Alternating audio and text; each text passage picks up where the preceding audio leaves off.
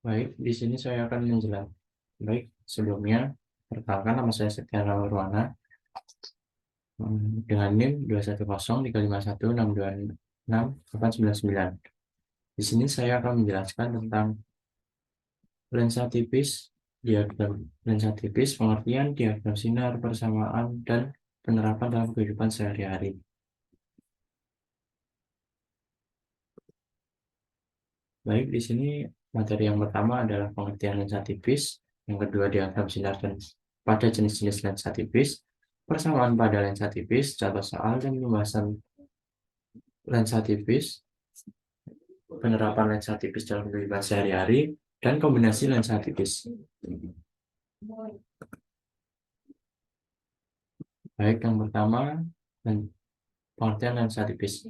Lensa tipis adalah jenis lensa yang memiliki ketebalan yang relatif kecil dibandingkan dengan jarak fokusnya. Lensa ini biasanya terbuat dari bahan transparan seperti kaca atau plastik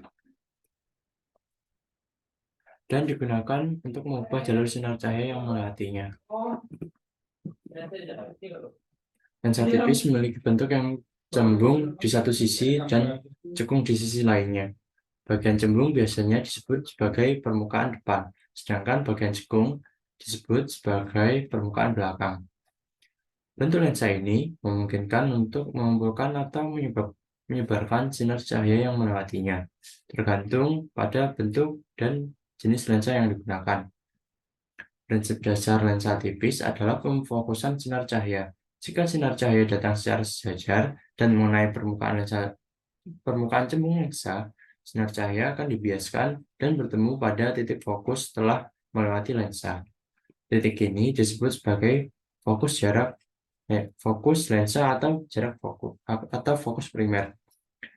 Selanjutnya adalah jarak antara permukaan lensa dan fokus lensa disebut sebagai jarak fokus. Lensa tipis juga memiliki dua fokus, yaitu fokus primer dan fokus sekunder. Fokus primer terbentuk saat sinar cahaya datang dari ruang hampa dan melewati lensa. Sedangkan fokus sekunder terbentuk saat sinar cahaya datang dari medium lain dan melalui lensa. Penerapan lensa tipis sangat luas dalam berbagai bidang. Di bidang optik, lensa tipis digunakan dalam pembuatan kacamata, mikroskop, teleskop, kamera, dan perangkat optik lainnya. Lensa tipis juga digunakan dalam ilmu kedokteran seperti lensa kontak dan lensa korektif pada operasi mata. Dalam praktiknya, lensa tipis seringkali digunakan dalam kombinasi dengan lensa lain atau dalam rangkaian lensa untuk mencapai efek pemfokus yang lebih kompleks dan merupakan bagian penting dari studi optik. Fenomena yang berhubungan dengan lensa tipis adalah refraksi, dispersi, dan abrasi.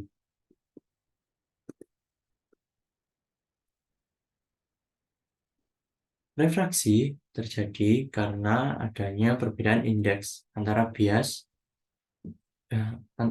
bias antara medium sebelum dan setelah cahaya melewati lensa. Selanjutnya adalah dispersi. Dispersi disebabkan oleh perbedaan indeks bias cahaya pada setiap warna yang terdapat pada spektrum cahaya. Selanjutnya adalah aberasi, yaitu kesalahan atau distorsi yang terjadi pada bayangan yang terbentuk oleh lensa tipis. Diagram pada jenis-jenis lensa tipis. Terdapat dua jenis lensa tipis, yaitu lensa cembung dan lensa cekung. Lensa cembung memiliki permukaan melengkung yang membulat keluar, sementara lensa cekung memiliki permukaan melengkung yang membulat ke dalam. Lensa cembung ini permukaan depannya jadi itu ke arah kita,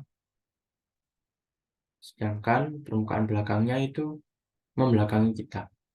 Terbalikan dengan lensa cekung, yaitu yang permukaan depannya itu membelakangi kita dan permukaan belakangnya itu mendepani kita. Itu. Dalam diagram sinar lensa cembung, sinar datang sejajar dengan utama akan melewati lensa dan bertemu di titik fokus. Sebaliknya, pada diagram sinar lensa cekung, sinar yang datang sejajar dengan sumbu utama akan tersebar keluar setelah melewati lensa. Selanjutnya adalah sinar istimewa lensa cekung. Sinar pertama yaitu seperti pada gambar, yaitu sinar istimewa 1, sinar datang dari sumbu sejajar sumbu utama akan dibiaskan seolah-olah berasal dari titik fokus, yaitu pada gambarnya yaitu F1 di depan lensa.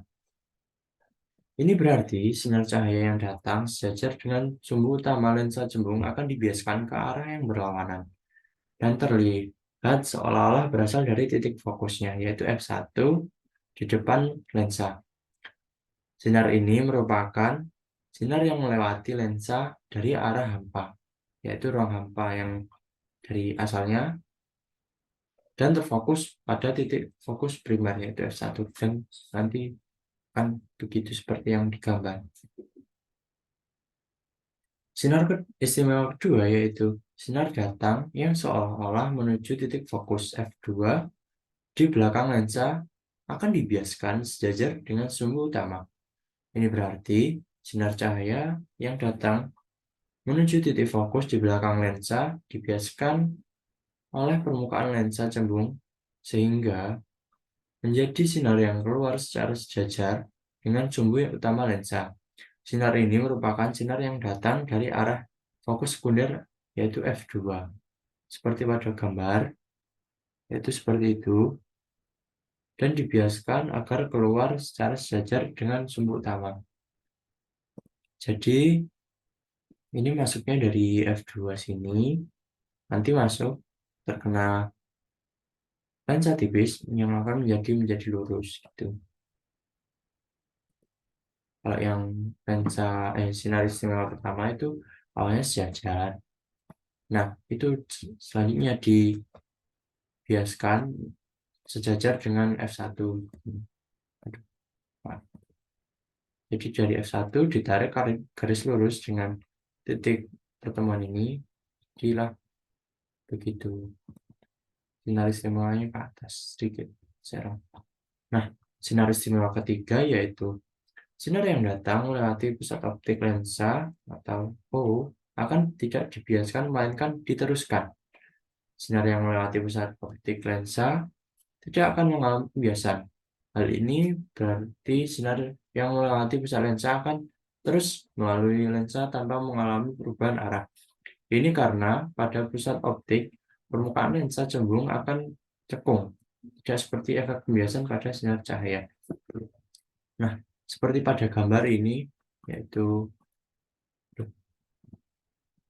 ini kan awalnya dari F2 atau ruang hampa, itu langsung masuk dan mengenai ke titik pusat optik lensa. Nah, kalau melewati ini berarti langsung saja cahaya melewatinya saja dengan tanpa ada pembiasan. Gitu.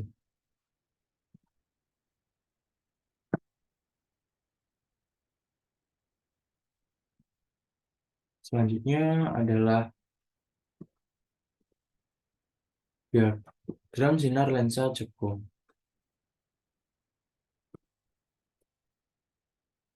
yaitu benda diletakkan di antara titik fokus F1 dan pusat optik lensa O dan menggunakan sinar istimewa pertama dan kedua. Diperoleh bayangan yang bersifat maya, tegak, dan diperkecil. Letak bayangan berada di depan lensa, yaitu di titik pusat optik lensa dan titik fokus. Nah, jadi di sini di gambarnya terdapat benda yang berada di dalam.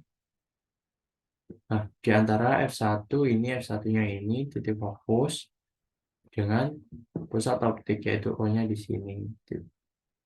Pusat optiknya di sini. Jadi bendanya ini untuk mendapatkan hasilnya. Nah, ini kan kalau ditarik garis lurus, ini menjadi sumber cahaya sesuai dengan sinar istimewa pertama, yaitu akan dibiaskan sejajar dengan pusat titik fokus F1, yaitu ini. Ditarik ke atas sejajar dengan F1.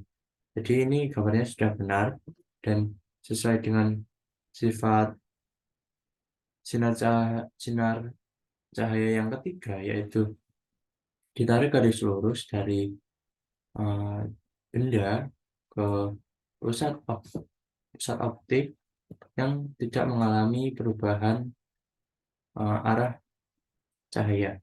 Jadi ini langsung lurus ke bawah. Kenapa tidak menggunakan sinar istimewa kedua? Karena sinar istimewa kedua itu agak sulit. Jadi ini bendanya emang sudah dari awal menghasilkan lurus. Jadi kita bisa ambil ke sinar istimewa pertama dan ketiga saja.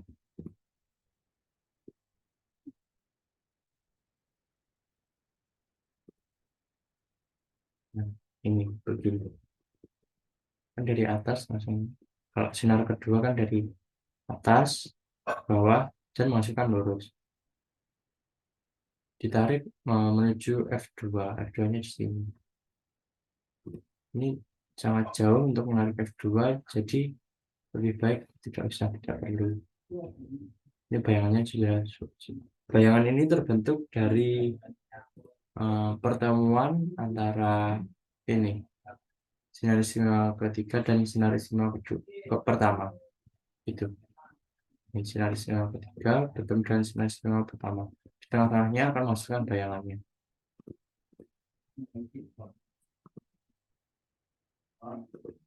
Selanjutnya adalah diagram sinar lensa jepung yang kedua, yaitu benda diletakkan di titik fokus dengan menggunakan sinar istimewa pertama dan ketiga. Diperoleh bayangan yang bersifat maya, tegak, diperkecil, dan diperkecil. Letak bayangan berada di depan lensa, yaitu di antara pusat lensa dan berada di titik fokusnya di F1. Jadi benda berada di ini titik fokusnya F1. Kita seperti tadi kita gunakan sinar istimewa pertama dan ketiga, yaitu ini tarik garis lurus dan ini ditarik garis dari apa namanya F1, jadi sejajar, hasilnya akan ke atas. Nah, sinar istimewa ketiga yaitu dari benda ke titik pusat optik. Jadi ini pertemuannya akan menghasilkan bayangan. Ini bayangannya.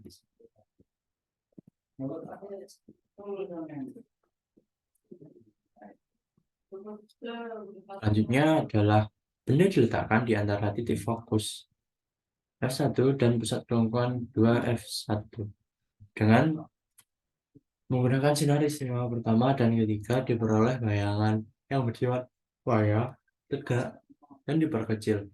Letak bayangan berada di depan lensa, yaitu di titik pusat optik lensa, yaitu O, dan di titik fokus F1. Sama seperti yang sebelumnya, ini bendanya setinggi ini. Sinar istimewa pertama yaitu dari benda lurus ke lensa tipis dan ditarik garis lurus dari F1 sejajar dengan hasil ini di sininya. Nah, selanjutnya pada sinar istimewa ketiga, yaitu dari benda langsung ke pusat optik bawah tanpa pembiasan, jadi tanpa perubahan arah. Nah, pertemuan ini di sini menghasilkan bayangannya, yaitu segini dengan sifat maya, tegak, dan diperkecil.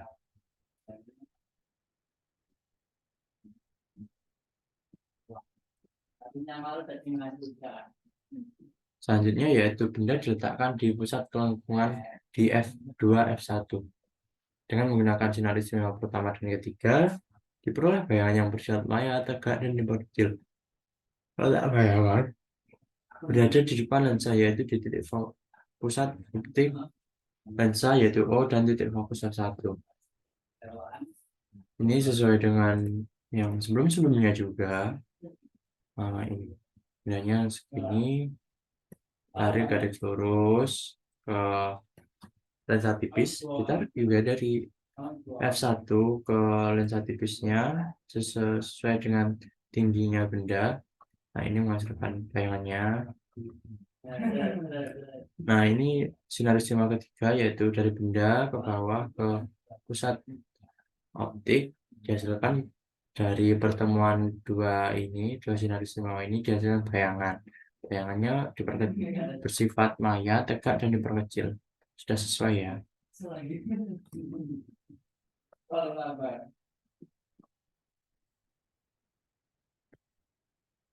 Selanjutnya adalah benda diletakkan lebih jauh dari titik pusat kelengkungan 2F1 dan menggunakan sinar istimewa kedua dan ketiga diperoleh bayangan yang bersifat maya, tegak, dan diperkecil. Letak bayangan berada di depan lensa, yaitu di titik fokus pusat optik lensa dan di titik fokus F1. Sama seperti tadi, ini segini, tarik ke kanan juga, nah ini ke atas menjadi bayangannya, ke bawah sinar istimewa dari benda ke pusat optik. Di pertemuan ini disebut bayangannya. Sesuai dengan yang tadi, bayangannya yaitu bersifat maya, tegak, dan diperkecil. Ini sudah sesuai ya.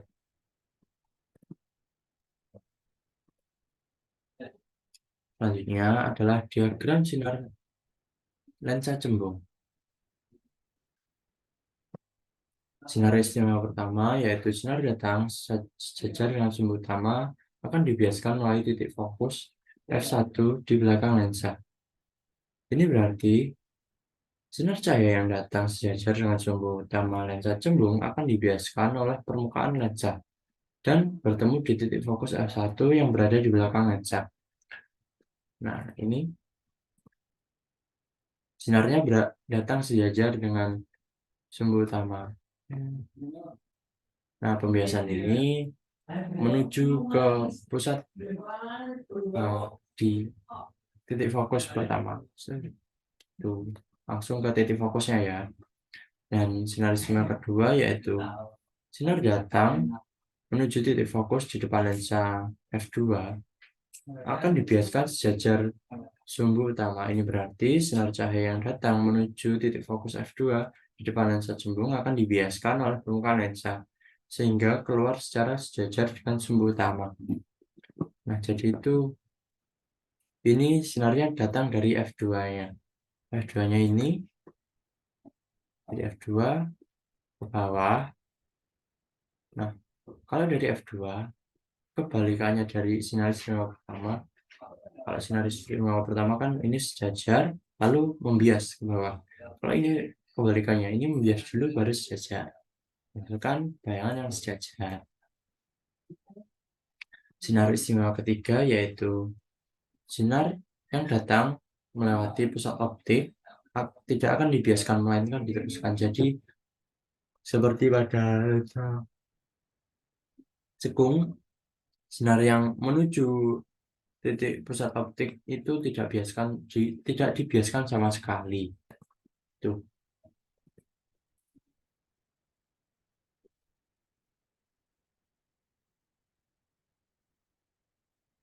Selanjutnya adalah diagram sinar lensa cembung. Gambar pertama yaitu benda diletakkan di antara titik fokus f1 dan pusat optik lensa dengan menggunakan sinar istimewa pertama dan ketiga diperoleh bayangan yang bersifat maya, tegak, dan diperbesar. Letak bayangan yang berada di depan lensa yaitu di antara fokus lensa f1 dan titik fokus 2 f1.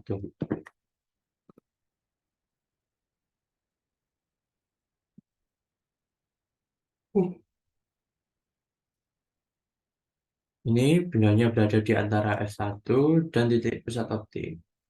Dengan tinggi sekian, kita gunakan apa namanya sinar istimewa lensa cembung yang pertama, yaitu ini ditarik garis lurus dengan sejajar dengan apa tadi namanya sejajar dengan sumbu utama dan ditarik ke titik fokus f1 F2. Titik fokus pada bayangan dan ditarik ke belakang ini untuk perpanjangannya. Nah, untuk yang sinarisima ketiga ini langsung ditarik ke titik pusat optik, dan ini perpanjangannya. Nah, pertemuan perpanjangan ini menghasilkan bayangan dari pada ruang yang pertama ini. Jika benda di sini, maka akan dihasilkan bayangan yaitu maya, tegak, ini tegak, dan diperbesar. Nah, lebih besar dari benda utama kan? Ya, benda pertama kan?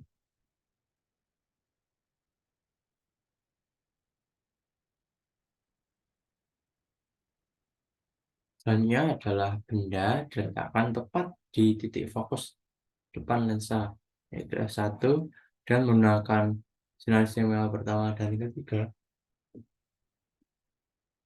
Bayangan tidak terlihat. Hal ini terjadi karena sifat bayangan yang dihasilkan adalah maya, tegak, dan diperbesar tak hingga. Tak hingga di sini mengindikasikan bahwa bayangan tak teridentifikasi. Jika kita menggunakan dua sinar sinyal pertama dan ketiga, yaitu sinar datang sejajar dengan sumbu utama, dibiaskan menuju titik fokus, yaitu ini hasilnya yang pertama, dan yang kedua itu sinarisme ketiga, yaitu dari benda sinar datang menuju titik pusat optik. Duh, nah, gini. Kan karena tidak ada pertemuan di antara dua bayangan ini, maka tidak dia menghasilkan bayangan yang diperbesarnya tak hingga. Gitu. Kalau bertemu, maka bayangan akan muncul. Selanjutnya yaitu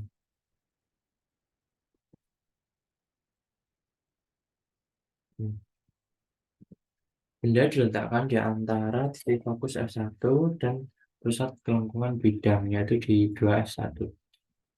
Dengan menggunakan sinarisme pertama dan kedua, diperoleh bayangan ke sifat istimewa pertama dan ketiga, diperoleh bayangan yang bersifat nyata, terbalik, dan diperbesar. Letak bayangan berada di luar belakang di belakang lensa, tepatnya di 2F2. Ini sesuai dengan yang tadi. Yang pertama, sinarisme pertama, sinar sejajar dengan sumbu utama dibiaskan ke titik fokus, dan benda sinar datang ke melewati titik pusat optik, yaitu ini pertemuannya menghasilkan bayangan. Bayangan ini berada di belakang 2F2 dan memiliki sifat nyata, terbalik, dan diperbesar.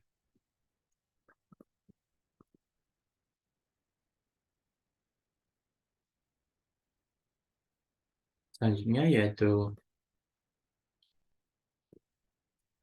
benda diletakkan tepat di titik pusat di bidang kelengkungan lensa, yaitu di 2F1. Dengan menggunakan sinar istimewa kedua dan ketiga, diperoleh bayangan yang bersifat nyata, terbalik, dan sama besar. Letak bayangan berada di belakang lensa, tepatnya di titik 2F2. Tepat. Harusnya ini tepat. Di pusat kelengkungan, menghasilkan di pusat kelengkungan juga. Dan bayangan ini, dengan benda ini, dengan sesuai dengan sinarisme pertama, yaitu eh, sinar datang sejajar dengan sumber utama, dibiaskan menuju titik fokus, hasilnya begini, dan benda sinar datang menuju titik kelengkungan optik. Nah, pertemuan ini menghasilkan bayangannya. Bayangannya bersifat nyata, terbalik, dan sama besar. Ini sesuai, tingginya sama, terbalik.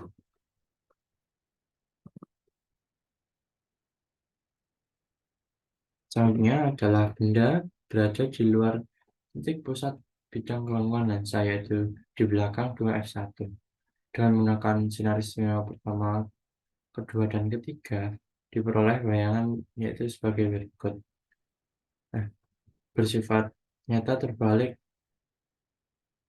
dan diperkecil. Letak bayangannya di belakang di belakang F2 dan di antara F2 dan 2F2. Nah, jadi ini sinyal pertama sejajar dengan sumber utama, dibiaskan ke titik fokus.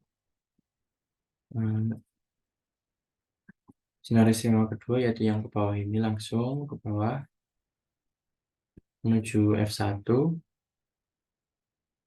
dipantulkan lurus, dan sinyal ketiga yaitu langsung ke titik fokus, titik pusat optik. Nah, pertemuan ini menghasilkan bayangannya sesuai dengan yang disebutkan tadi, yaitu nyata, terbalik, dan diperkecil.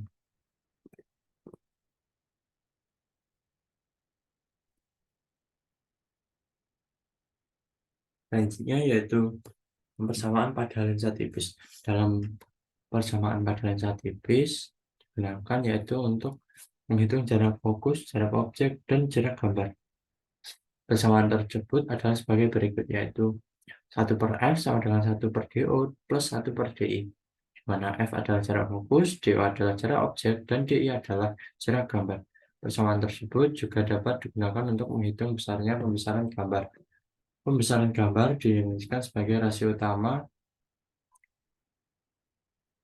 rasio antara ukuran gambar dan ukuran objek. Persamaannya yaitu M sama dengan min DI per DO, yaitu M yaitu pembesaran gambar, min DI adalah DI adalah jarak gambar, dan DO adalah jarak objek. Contoh soalnya yaitu sebuah lensa cembung memiliki jarak fokus yaitu 20 cm dan sebuah objek diletakkan pada jarak 40 cm dari lensa. Tentukan posisi, sifat, dan ukuran bayangan yang terbentuk oleh lensa tersebut. Pembahasannya dalam hal ini kita dapat menggunakan rumus lensa, yaitu yang tadi disebutkan 1/f sama dengan 1/do plus 1/di.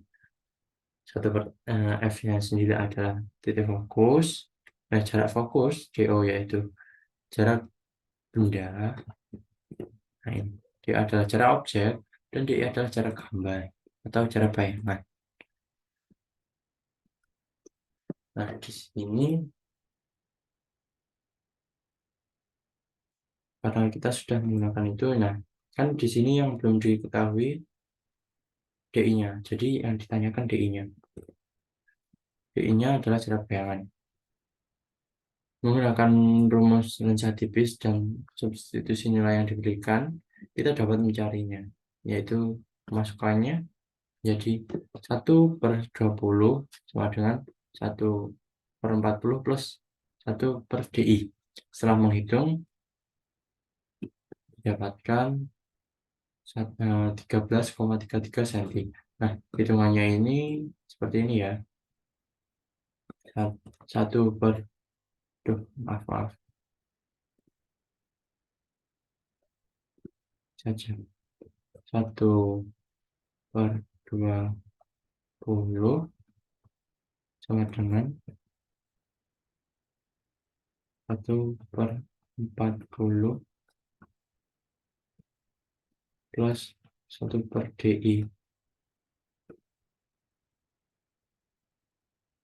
di.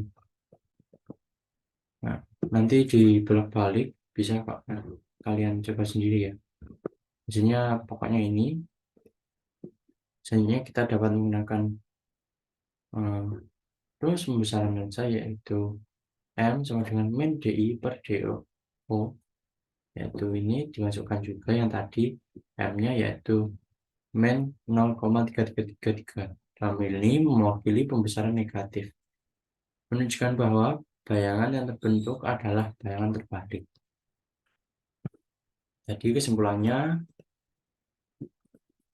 untuk jawaban ini, posisi bayangan yang terbentuk adalah di belakang lensa, yaitu positif pada jarak 13,33 cm. Nah, bayangan yang terbentuk adalah virtual karena pembesarannya negatif atau maya.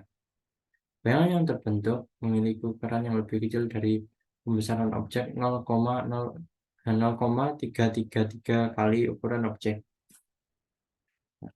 Soal selanjutnya, yaitu sebuah lensa cembung memiliki jarak fokus besar 15 cm. Sebuah objek diletakkan pada jarak 30 cm dari lensa, tentukan posisi, sifat, dan ukuran bayangan yang terbentuk oleh lensa tersebut. Seperti tadi, kita gunakan 1 per F sama dengan 1 per DO plus 1 per DI. Ditanyakan DI-nya, diketahui F-nya yaitu 15 cm, DO-nya 30 cm. Nah, akan masukkan tadi 1 per 15 sama dengan 1 per 30 plus 1 per DI. Nanti akan dihasilkan 10 cm. Selanjutnya, menggunakan rumus pembesaran lensa tipis yaitu min DI per DO. Maka dihasilkan M-nya min sepertiga. Dalam hal ini, pembesaran negatif menunjukkan bahwa bayangan yang terbentuk adalah bayangan yang terbalik. Jadi kesimpulan untuk pertanyaan ini yaitu posisi bayangan yang terbentuk adalah di belakang lensa pada jarak 10 cm. Bayangan yang terbentuk adalah nyata karena posisinya di belakang lensa, dan bayangan yang terbentuk memiliki ukuran yang lebih kecil dengan pembesaran sepertiga kali ukuran objek. Selanjutnya adalah penerapan lensa tipis dalam kehidupan sehari-hari. Berikut adalah penerapannya, yaitu untuk kacamata. Lensa tipis digunakan dalam pembuatan kacamata untuk koreksi penglihatan. Lensa cembung dan lensa cekung digunakan untuk membantu memperbaiki masalah refraksi mata, seperti miopi, yaitu rabun jauh, hipermetropi, rabun dekat, dan astigmatisme. Yang kedua yaitu kamera dan alat fotografi. Lensa tipis digunakan dalam kamera peralatan fotografi untuk memfokuskan cahaya pada sensor atau film. Lensa ini memungkinkan kita untuk mengambil gambar dengan berbagai fokus dan perspektif, serta menciptakan efek yang kreatif. Selanjutnya adalah mikroskop. Lensa tipis digunakan dalam mikroskop untuk memperbesar objek yang sangat kecil. Lensa mikroskop terdiri dari kombinasi lensa cembung dan cekung yang membentuk sistem pemfokusan yang kuat. Kemungkinan kita untuk melihat benda-benda yang tidak dapat dilihat dengan mata telanjang. Selanjutnya adalah teleskop. Lensa tipis digunakan dalam teleskop untuk mengumpulkan cahaya dan memperbesar objek di langit. Lensa teleskop dapat menghasilkan gambar-gambar yang lebih terang dan jelas dari benda-benda langit seperti bintang, planet, dan galaksi.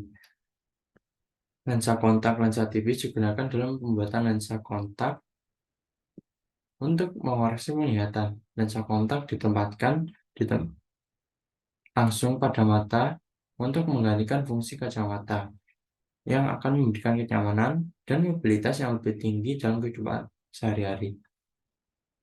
Selanjutnya adalah proyektor. Lensa tipis digunakan dalam proyektor untuk memfokuskan cahaya dan memproyeksikan pada permukaan layar atau dinding. Pada proyektor digital atau overhead, lensa tipis membantu dalam penyesuaian fokus dan ukuran gambar proyeksi. Yang selanjutnya adalah pembaca barcode. Dalam teknologi pembacaan barcode, lensa tipis digunakan untuk memfokuskan cahaya pada barcode sehingga dapat dibaca dengan akurat oleh pemindai barcode.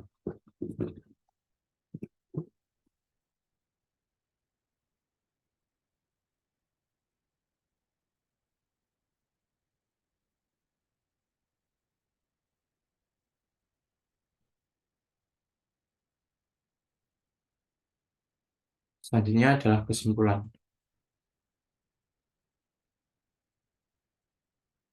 Kesimpulannya yaitu lensa tipis adalah lensa dengan ketebalan yang sangat kecil dibandingkan dengan jarak fokusnya. Terdapat dua jenis lensa tipis, yaitu lensa cembung dan lensa cekung. Lensa cembung memiliki permukaan yang melengkung membulat keluar, sedangkan lensa cekung memiliki permukaan yang melengkung membulat ke dalam. Yaitu selanjutnya, sinar cahaya yang melewati lensa tipis akan mengalami pembiasan, yaitu perubahan arah sinar cahaya ketika melewati permukaan lensa, kecuali tadi titik pusat optik dari lensa tersebut. Terdapat 3 sinar istimewa pada lensa tipis, yaitu sinar istimewa pertama, sinar datang dari sejajar dengan sumbu utama, akan dibiaskan melalui titik fokus di belakang lensa, yaitu sinar istimewa kedua, sinar datang menuju titik fokus di depan lensa akan dibiaskan sejajar dengan sumbu utama. Dan sinar istimewa ketiga, sinar yang melewati titik optik lensa tidak akan dibiaskan melainkan akan diteruskan. Lensa tipis dapat digunakan dalam berbagai aplikasi sehari-hari, seperti dalam pembuatan kacamata, fotografi, mikroskop, teleskop, lensa kontak, proyektor, dan banyak lagi. Pembentukan bayangan oleh lensa tipis dapat dijelaskan melalui menggunakan rumus lensa tipis dan rumus pembesaran lensa tipis. Dengan memahami konsep ini, kita dapat menentukan posisi, sifat, dan ukuran bayangan yang terbentuk. Pemahaman tentang lensa tipis penting dalam berbagai bidang, termasuk fisika, optik, penglihatan manusia, dan aplikasi teknologi yang menggunakan lensa. Sekian dari saya. Mohon maaf bila ada kesalahan. Eh, Terima kasih atas perhatiannya. Wassalamualaikum warahmatullahi wabarakatuh.